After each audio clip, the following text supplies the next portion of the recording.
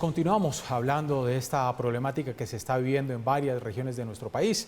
Ya lo decía nuestra anterior invitada, Dione Cruz, la situación difícil en Antioquia, en Risaralda, en Chocó, en Pereira. ¿Qué está pasando con el oxígeno? ¿Cómo lo estamos produciendo? ¿A qué capacidad se está trabajando? ¿Cómo está el panorama de importaciones? Saludamos hasta ahora a Ingrid Reyes, directora de la Cámara de Gases Industriales y Medicinales de la ANDI. Doctora Reyes, un feliz día. Gracias por atendernos, por estar en Red Más Noticias. Buenos días, Jenner. A ustedes gracias. ¿Cuál es la situación de las plantas de oxígeno actualmente en nuestro país cuando se está viendo este desabastecimiento en varias regiones en pleno tercer pico? La situación en este momento es que estamos trabajando al máximo de la capacidad, 24/7, con el fin de lograr que este medicamento vital llegue a todas las regiones del país sin mayores contratiempos. La demanda de estos últimos días ha tenido un incremento de 74%. Pasamos de un consumo de 330 toneladas por día a 575 toneladas por día.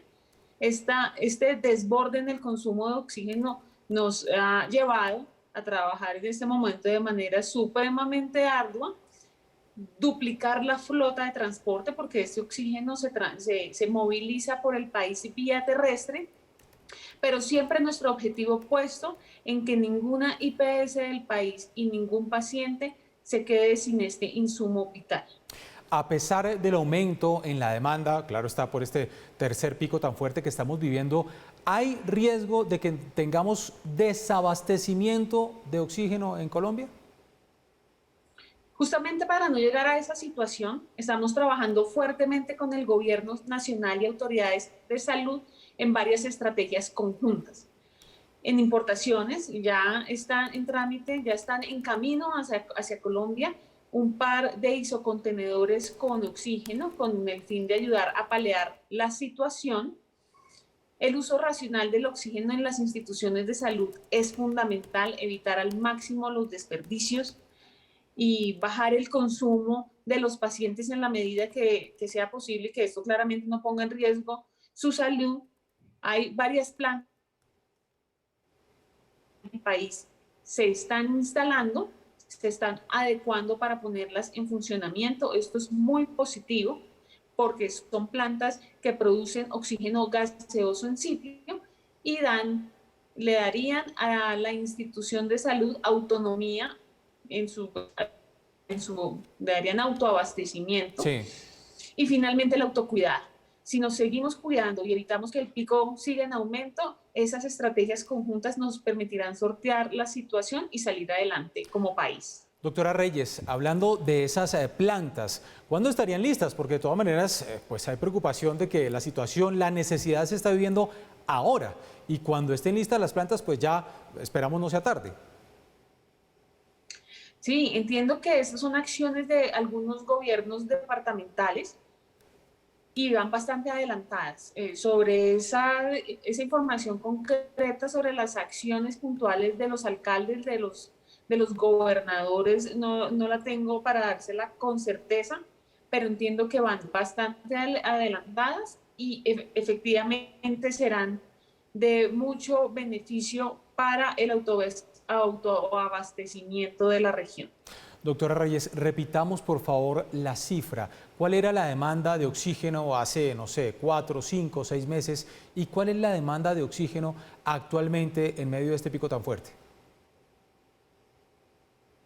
Pasamos de 330 toneladas por día de consumo de oxígeno a 575 toneladas por día, lo que ha representado un incremento de 74%. Y en la movilización de flota para el transporte del oxígeno terrestre, el incremento ha sido casi del 50%. Pasamos de 4 carros movilizados en el país a cerca de 24 carros, ya que hemos tenido que abastecer regiones como la costa y Antioquia desde las plantas de producción que se encuentran en Tocancipá. ¿Y qué capacidad máxima tenemos para producir? Estamos hablando de 330, pasamos a más de 500 toneladas en medio de este pico. ¿Cuál es lo máximo que podemos llegar a producir en medio de esta pandemia? En este momento las plantas ya están reseteadas, como se dice en el argot de la industria de gases industriales y medicinales, están reseteadas para producir exclusivamente oxígeno líquido medicinal. Esto significa que hemos suspendido la producción de otros gases con el fin de destinar toda la capacidad de producción a gas oxígeno, y eso nos ha permitido una mayor capacidad de maniobra. Pero en ese momento ya nos encontramos todos los días en una lucha diaria por trabajar en exclusiva. Sí. Bueno, estamos teniendo allí algunos problemas en la comunicación.